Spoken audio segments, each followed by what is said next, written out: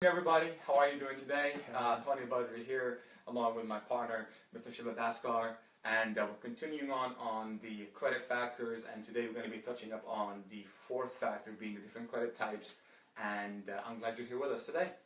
Great, thank you, Tony. So, factor number 4, types of credit. What do we mean by types of credit?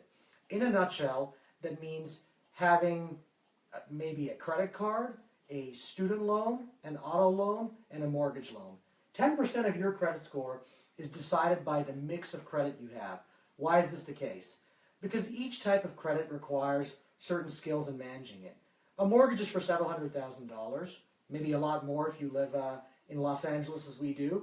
And so you make a fixed monthly payment and it requires, certain standards of approval, things like that. A credit card is somewhat easier to get, but you have more control over how much you pay each month. The same with an auto loan is more like a mortgage in the sense that it's a fixed amount each month.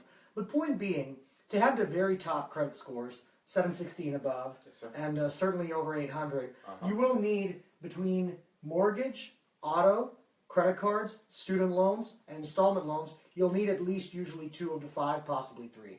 A quick tip for everyone who's watching this, if you're just starting out with credit and all you have are credit cards, one thing you can try, if you're not in the market for a car or a house just yet, is an installment loan, which is basically a savings account.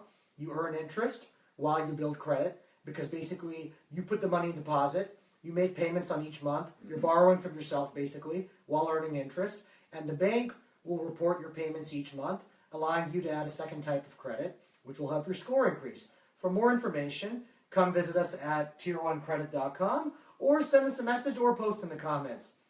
From Los Angeles, California, Shiva and Tony from Tier 1 Credit, thanks for joining. See you later.